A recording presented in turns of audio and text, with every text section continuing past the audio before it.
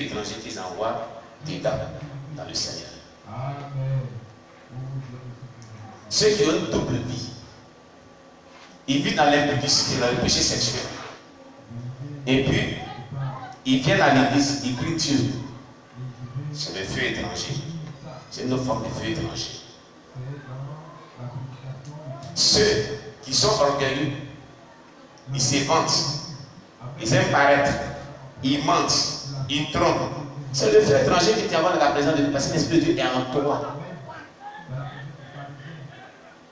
La bouche que tu prends pour adorer Dieu, la bouche que tu prends pour prier Dieu, la bouche que tu prends pour bénir Dieu, tu prends pour maudire, c'est le feu étranger qui t'envoie sur ta vie. La bouche que tu prends pour prier Dieu, tu prends pour injurer les gens en semaine. Tu vas pour insulter les gens. Tu prends pour se moquer des gens. Regarde sa tête là. Feu étranger. Tu envoies ça dans ta vie comme ça sans le savoir. La bouche là, que tu vas prendre, tout à l'heure tu es en train de louer ta bouche là. Tu as oublié que cette bouche là d'abord pour faire des choses n'importe quoi dans la semaine. Dis de n'importe quoi dans la semaine. Feu étranger. Sans que tu le saches, tu l'envoies dans ta vie. Alléluia. Il y a plusieurs manières d'envoyer le feu étranger en présence de Dieu. Vous ne savez pas. Maintenant, quand le feu de l'éternel quitte de la présence de Dieu pour consumer, on se plaint. On se plaint.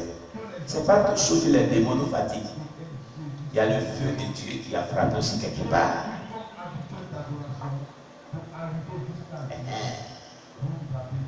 Le feu de Dieu aussi a frappé quelque part parce qu'il t'a prévenu à plusieurs reprises, il n'a rien compris. Tu as compris, mais tu t'en t'étais. Donc le feu de l'éternel est venu frapper aussi quelque part. Parce que quand il te parlait là, tu fais la suite d'oreille. C'était tout. C'était intéressant. Tes tuyaux là, c'était intéressant. Hein? Donc lui aussi il a frappé aussi. C'est la même chose qu'il avait dit à prévenir au fils d'Aaron, Nadab et Abihu. N'amenez pas ici du feu étranger. Du feu étranger. Vous avez compris. Ma vie, ça s'est envoyé. Les chrétiens de nos jours transportent le feu étranger en semaine. Et c'est à l'école. Et dimanche qui vient, ça, dans la présence de Dieu. Et puis, alléluia, au Seigneur. Alléluia, au Seigneur. Quel alléluia au Seigneur, au Seigneur. Sanctifiez-vous pour venir de la présence du Seigneur. Alléluia. Haïssez le péché sur toutes les formes. N'aimez pas le feu étranger. Quand vous envoyez le feu étranger dans votre vie, vous allez en l'encontre de l'opposition de Dieu. Le feu quittera de Dieu et consumera tous les aspects de votre vie sans le savoir. Et ça va semer des blocages, des malédictions, des échecs dans votre vie sans que vous le sachiez. Des problèmes à des points finissants que vous le sachiez. Je vous dis oui, si vous avez un problème avec quelqu'un, on peut plaider auprès de Dieu pour qu'il puisse intervenir. Mais si toi tu as un problème avec Dieu, on va aller prier à lui. Lui-même l'envoie le feu étranger pour taper dans ta vie. On va dire quoi? On va lui dire quoi? Voilà la gravité de la chose. C'est pour ça qu'ils étaient morts.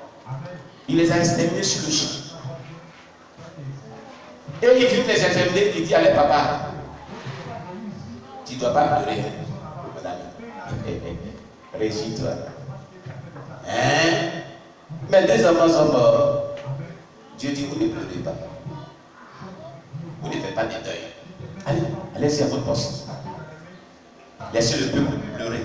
Les deux enfants, mais vous n'avez pas le droit de pleurer. C'est le peuple qui va les pleurer. Vous avez vu ça? Hein? La sévérité de Dieu. La sainteté et la sévérité de Dieu. C'est pourquoi je dis toujours, Jésus, tu m'aimes tant. Moi-même, je sais que tu m'aimes. C'est pas ça, hein? C'est pas ça. Dieu est un Dieu très sévère dans sa sainteté. Il ne joue pas. Vous avez vu l'histoire là? Vous avez compris?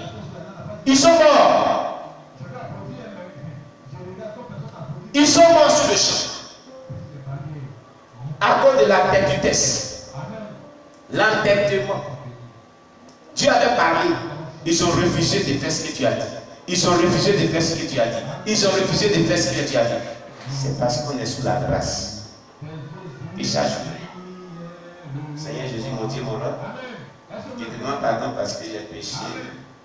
Toi-même, tu sais que je suis pécheur. C'est pour ça que tu dois me pardonner. Au nom de Jésus, amen.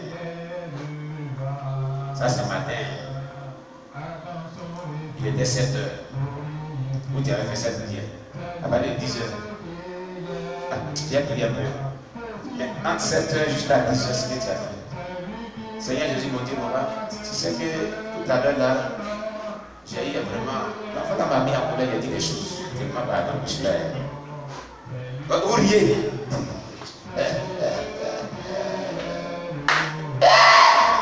Viens, mon ami.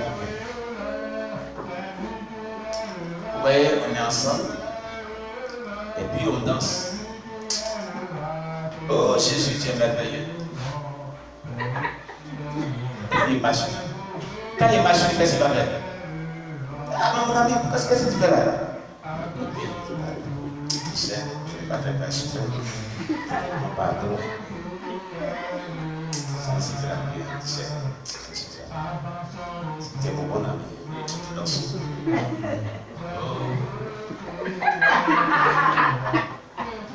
Et qu'est-ce qu'il va faire? Mais qu'est-ce que tu as? Oh. C'est la réaction de la vie. Pardon. On te dit pas pardon.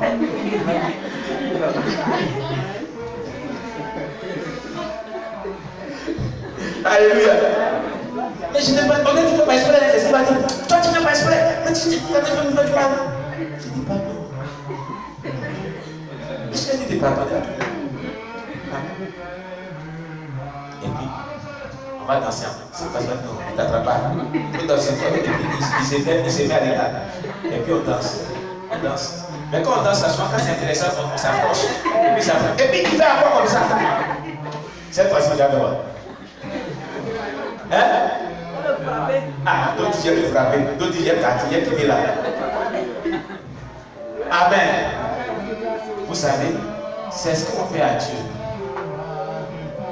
C'est ce que nous lui faisons. Nous faisons, on pêche, on demande pardon. On pêche, on demande pardon. On pêche, on demande pardon. Et il n'y a pas de changement. Vous voyez comment ça fait dans le cœur?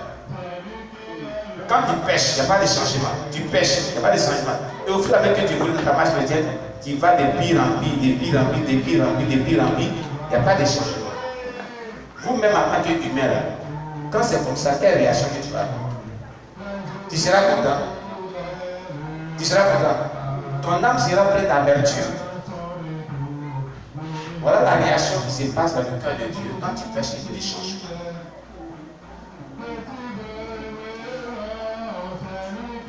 Vous comprenez maintenant? En tant qu'humain, ce que ça fait là, c'est petit.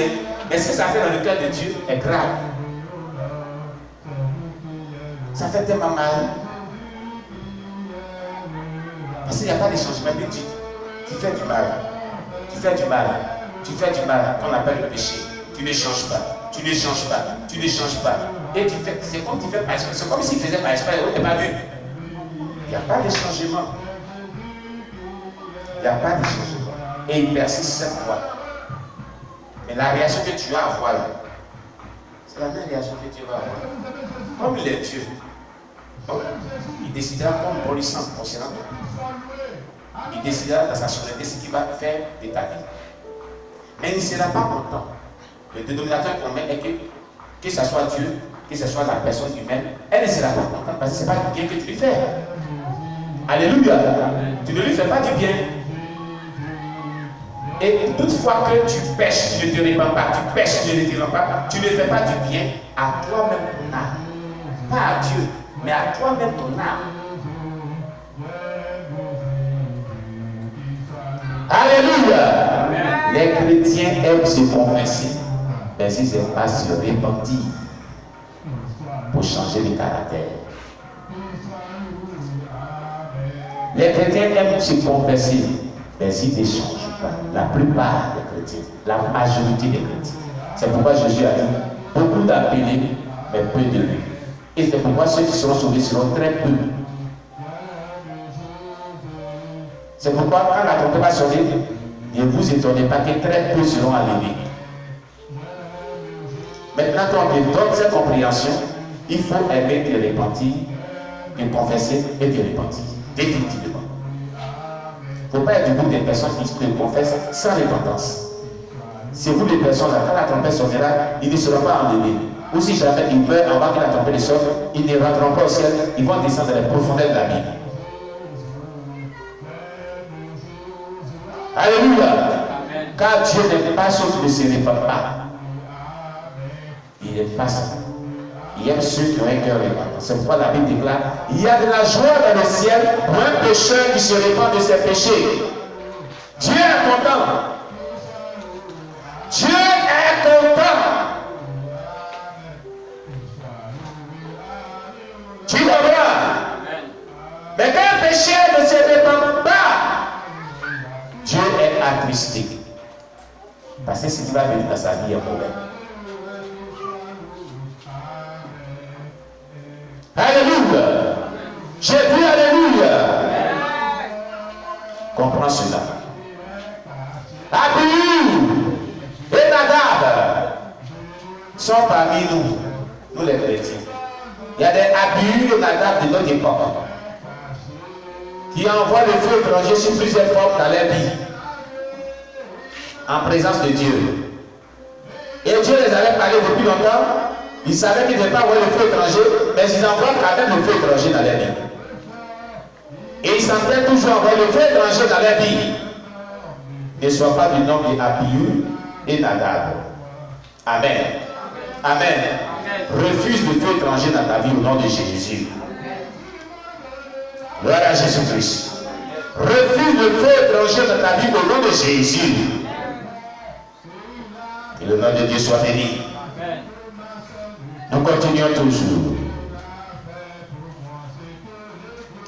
Donc Dieu étant saint, n'a jamais aimé ce qui n'est pas compatible à la sainteté. Il n'a jamais aimé cela. Alléluia. Il n'aime pas ce qui n'est pas compatible à la sainteté. Alléluia. Gloire à Jésus-Christ. La Bible déclare, on va prendre Lévitique chapitre 11, verset 44 à 45. Lévitique chapitre 11, verset 44 à 45. Dieu nous dit dans ce passage qu'il est saint. Et nous devons être saints comme lui, Dieu, il est saint. Amen. C'est un Dieu saint. Nous devons être saints comme lui aussi, il est saint. Amen. Amen. Lévitique chapitre 11. Lévitique chapitre 11, verset 44. Verset 44 à 45. À 45. Car je suis l'Éternel. Car je suis l'Éternel. Votre Dieu. Votre Dieu.